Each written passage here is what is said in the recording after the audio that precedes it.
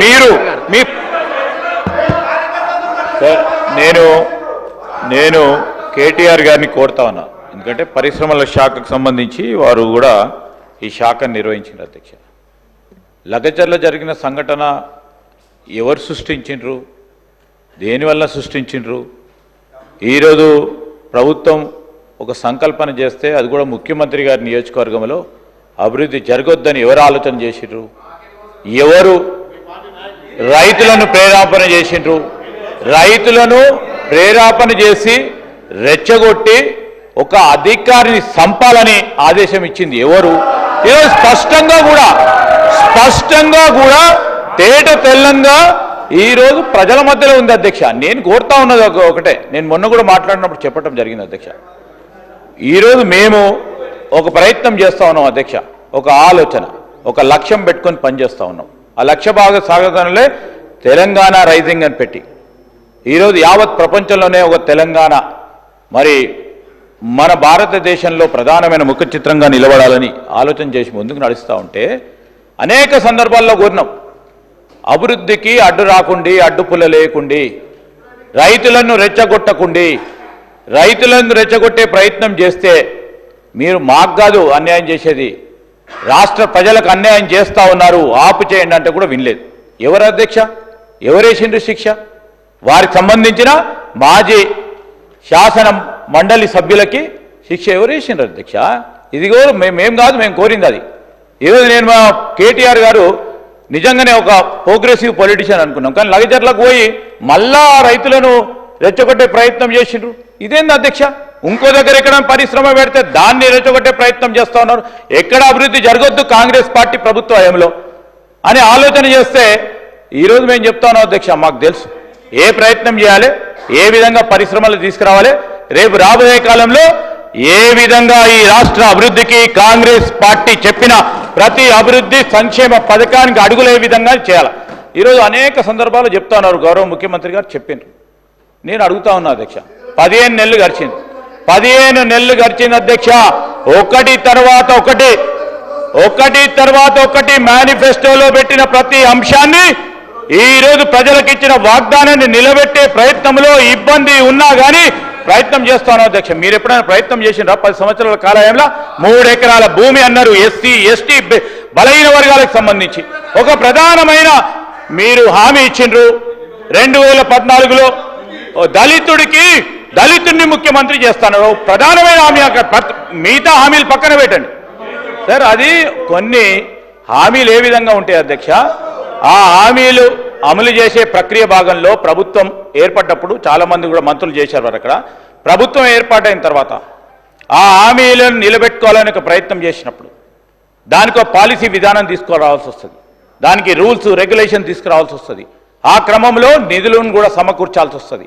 ఇవన్నీ చేస్తూ ఉన్నప్పుడు సమయం పడుతుంది. వారికి తెలియదు అధ్యక్ష, ప్రశాంత్ రెడ్డి గారు మంత్రిగా చేశారు. ఈరోజు చెప్తా ఉన్న సందర్భంలో ఇవన్నీ కూడా మేము చెప్తా ఉన్నాం. ఇప్పటికీ ప్రజలకు సంబంధించి మేనిఫెస్టోలో ఇచ్చిన ప్రతి అంశాన్ని కూడా మా పరంగా ఎన్ని ఇబ్బందులు వచ్చినా నిలబడతాం దాని పక్షాన. 6 గ్యారంటీలకు సంబంధించి ఈరోజు ముఖ్యమంత్రి గారు ఇక్కడే ఉన్నారు, మేము మంత్రులం అందరం కూడా ఇక్కడ ఉన్నాం. మేము తిరిగి మళ్ళా ప్రజాక్షేత్రంలో 2028లో ప్రజాక్షేత్రంలో పోయినప్పుడు ఈ 6 గ్యారెంటీలు నిలబెట్టి అందరికీ అందజేసి పోయే కార్యక్రమం చేయకుంటే ఇది కాంగ్రెస్ ప్రభుత్వమే కాదని మీ ద్వారా మనవి చేస్తూ నేను ఈరోజు మీరు చెప్పండి, సూచనలు ఇవ్వండి. నడుస్తూ ఉంది ప్రభుత్వం, ఇబ్బందులు పడతా ఉన్న ప్రభుత్వానికి సహకారం చేసే ఓ ప్రయత్న భాగంలో సలహా సూచనలు ఇస్తారని ఆలోచన చేస్తున్నాం. మళ్ళొక్కసారి అదే మాట్లాడుతూ ఉన్నారు అధ్యక్ష. 10 నెలల నుంచి ఏం చేసిండ్రు, 10 నెలల నుంచి ఏం చేసిండ్రు, 11 నెలల నుంచి ఏం చేసిండ్రు, 12 నెలల నుంచి చేసిందని మేము బేరీజు చేసి చెప్తాం అధ్యక్ష. 2014లో వారు ప్రభుత్వం ఏర్పాటు చేసిండ్రు. 2014 నుంచి 2015 మేమంతా రికార్డు తెప్పించాం అధ్యక్ష. ఎన్ని సంక్షేమ పథకాలు మొదలుపెట్టిండ్రు, ఎంతమందికి ఈ రాష్ట్ర ప్రజలకు మేలు చేసిండ్రు, మీరు చెప్పిన ప్రతి అంశం పైన బేరీజు చేసుకొని మాట్లాడతాం అధ్యక్ష. ఈరోజు ఒక్క సంవత్సరంలో వారు చేసింది ఏంది, ఒక్క సంవత్సరంలో మేము మొదలుపెట్టిన సంక్షేమ కార్యక్రమాలను ఒక్కసారి బేరీజ్ చేసుకుందాం అధ్యక్ష. ఈరోజు మేము చెప్తా ఉన్నాం అధ్యక్ష, అది కాదు సైంటిఫిక్గా, రేషనల్గా, లాజికల్గా ఈ రాష్ట్ర ప్రభుత్వాన్ని, రాష్ట్ర ప్రజలకు సంబంధించి రాబోయే కాలంలో వారు కొన్ని విషయాలు చెప్పారు. మనం రాష్ట్రం ప్రగతి బాటలో నడవాలని చెప్పారు. మొదలు 2-3 ఒక 10 నిమిషాలు బాగా మాట్లాడినారు అధ్యక్ష. రాష్ట్ర ప్రగతి గురించి చాలా బాగా మాట్లాడారు. మళ్ళీ ఏమైందో మా హరీష్ రావు గారో, మా ప్రశాంత్ రెడ్డి గారో, వారు అందరు కలిసి చెప్పి ఏటో పోతా ఉంది అని చెప్పే వరకు మళ్ళా మా ప్రభుత్వంపై పడే కార్యక్రమం చేస్తూ ఉన్నారు. ఇప్పటికీ నేను చెప్తా ఉన్నాను, నేను వారిని కోరుతా ఉన్నాను అధ్యక్ష, ఏదైనా కానీ ఒకటి ఇప్పుడు పరిశ్రమల గురించి మాట్లాడినారు అధ్యక్ష. గ్రూప్ 1 కావద్దన్నారు, కావద్దని అనేక పాటలు పడ్డారు. అశోక్ నగర్ పోయినరు, విద్యార్థులను రెచ్చగొట్టిండ్రు, అల్లర్లు సృష్టించారు. కానీ మా చిత్తశుద్ధి, మా లక్ష్యం గ్రూప్ 1 పరీక్షలు నిర్వహించాలి. 2011లో జరిగిన తర్వాత ఇప్పుడు జరపాలి. ఎట్టి పరిస్థితుల్లో పారదర్శకంగా ఈ గ్రూప్ 1 పరీక్షలు నిర్వహించాలి, చేయాలని చేసినాం. 600 పైచీలకు ప్రభుత్వ ఉద్యోగాలు కల్పించి గ్రూప్ 1 మన చిన్నారులందరికీ కూడా ఈరోజు గ్రూప్ 1 అధికారులు కావడానికి మొట్టమొదటిసారి తెలంగాణ రాష్ట్రం ఏర్పడ్డ తర్వాత చూస్తూ ఉన్నారు అధ్యక్ష. దాన్ని చూసి సంతోషపడండి.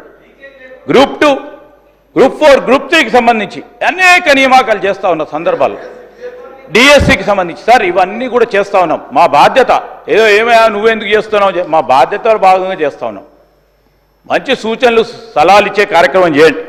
మేము ఎందుకంటున్నాం అంటే అనేక సందర్భాలు అనేక విషయాలు మాట్లాడిన అధ్యక్ష. ఇవన్నీ కాదు, మేమంతా కూడా మనం అందరం కూడా చేయాల్సిన పని రాష్ట్ర ప్రజలకు సంబంధించిన సంక్షేమ అభివృద్ధి. ఎక్కడెక్కడైతే మిస్సింగ్ లింక్స్ ఉన్నాయో దాన్ని పూరించే కార్యక్రమం చేస్తాం. ఆ రోజు మీరు కానీ మేము కానీ యావత్ రాష్ట్ర ప్రజానికానికి సంబంధించిన వివిధ సంఘాలు కానీ తెలంగాణ రాష్ట్రం ఎందుకు కావాలి, ఎందుకు మనం రాష్ట్రం ఏర్పాటు చేసుకున్నాం, ఆ ఏర్పాటు భాగంలోనే ఏవైతే మీరు మిస్సింగ్ లింక్స్ ఉన్నాయో అవి చేయాల్సిన బాధ్యత మా పైన ప్రజలు పెట్టిండ్రు. తప్పకుండా కష్ట నష్టాల కోర్చి తప్పకుండా చేసే కార్యక్రమం చేస్తామని మీ ద్వారా గౌరవ సభ్యులకు తెలియజేస్తా ఉన్నాను.